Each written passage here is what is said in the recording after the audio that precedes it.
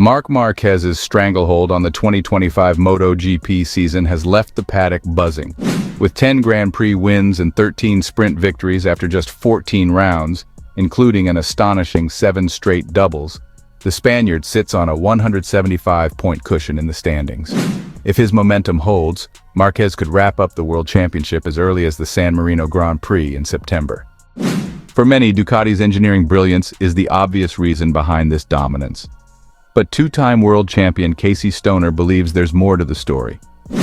According to the Australian legend, the real secret lies in Marquez's unique background with MotoGP's old-school electronics, an experience few of today's stars ever had.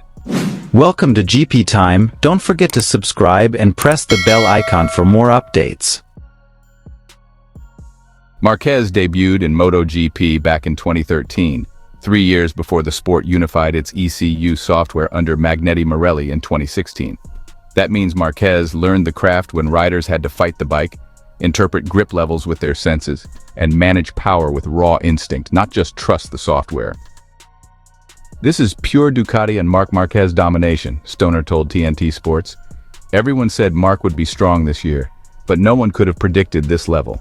Honestly, I don't even think he's riding at his maximum right now. Stoner points out that Marquez's racing style in 2025 feels calm, almost effortless. Instead of forcing every lap to the limit, Marquez is playing with rhythm and intuition, riding just ahead of the electronics, not behind them. Stoner sees a sharp divide between Marquez and most of today's grid, who entered the sport after 2016. The new guys? They just trust the engineers to set everything up.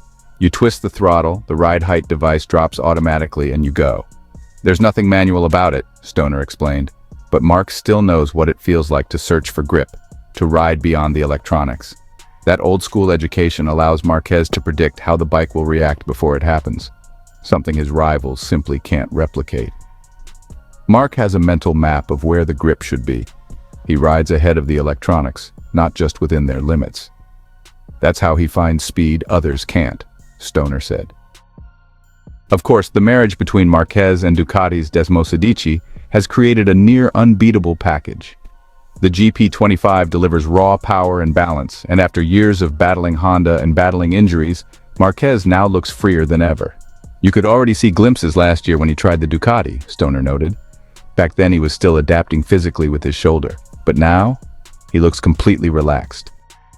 It's that mix of Ducati's machinery and Marquez's unique understanding of grip that has turned 2025 into a season where one man stands above all others. With 9 rounds to go, the road to a 9th world title feels like destiny for the 32-year-old. For Stoner, what makes this run so special isn't just the numbers. It's how Marquez has reminded the MotoGP world of what a complete rider looks like. He's riding with so much confidence. Even when he's not at 100%, he's still faster than everyone else, Stoner concluded. As the season heads into its final stretch, the real question isn't whether Marc Marquez will be champion again. It's whether anyone can stop him from turning 2025 into a one-man show for the history books. Marc Marquez's 7th straight Grand Prix victory at Hungary's brand-new Balaton Park wasn't just another example of his talent. It was also a showcase of Ducati's quiet engineering brilliance. While most of the MotoGP paddock debated whether the compact Hungarian circuit could truly deliver great racing or even meet the sport's safety standards, Ducati's technical team made a counterintuitive adjustment that tipped the balance in their favor. And former world superbike champion turned TNT Sports pundit Sylvain Guintoli was quick to highlight it. You'd think on a tight short track like this you'd need stronger rear grip to make the bike agile, Guintoli explained on the grid.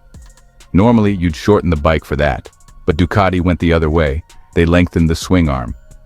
At first glance, the change looked puzzling. By extending the swing arm, Ducati sacrificed a bit of that explosive rear grip so often prized on stop-and-go circuits.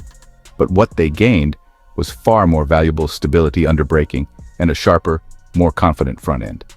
Too much rear grip was pushing their front tire on corner entry, Guintoli continued. By reducing that grip, they loaded the front more. Suddenly, the bike had the stability they were missing and the agility they needed for Balaton's tight corners. It was brilliant. Of course, even the smartest setup is only as good as the rider who exploits it. And in Balaton, that rider was Marc Marquez. The 32-year-old Spaniard controlled the race from the front, managing pace and pressure with the calm of a man who knows he's in complete command of the championship. Guess who had the longest swing arm of all? Marc Marquez, Guintoli noted with a smile. With the tweak, Marquez not only secured Ducati's stability, but also neutralized one of their biggest weaknesses, excessive rear grip that unsettled the bike on corner entry. The result? His 7th consecutive Grand Prix victory, extending his stranglehold on the championship. But while Marquez once again stood tall, the rest of Ducati's roster had mixed fortunes. Only 3 Ducatis finished inside the top 10, highlighting just how much Marquez is the difference maker right now. For all the clever engineering at Ducati, Balaton once again proved that in MotoGP, details only matter if you have a rider capable of converting them into victory. What makes Ducati's swing arm adjustment so fascinating isn't just the technical side, it's the philosophy behind it. Instead of chasing maximum rear grip like most teams would on a compact track, Ducati thought differently. They traded a little traction for greater balance, letting Marquez lean on his unmatched feel for the front tire. In a sport where thousandths of a second decide qualifying grids and races are won by margins no wider than a tire's edge, this kind of subtle change can be the difference between chasing the podium and controlling the race. Still, as much as Ducati's genius deserves credit, Hungary reminded everyone that this season is defined by one man. The stats speak for themselves: 7 straight wins, 10 Grand Prix victories overall, 13 sprint wins, and a 175-point championship lead. At Balaton Park, the circuit may have been new, the engineering tricks may have been clever, but in the end, it was familiar. Marc Marquez at the front, Ducati in control, and the rest of MotoGP left searching for answers. Two-time world champion Francesco Bagnaia endured his worst weekend of the season at Balaton Park, as his GP25's front-row struggles were further exposed. He was eliminated from Q1 for the first time this season, and only managed 13th place in the sprint race, before finally climbing to 9th place in the Grand Prix.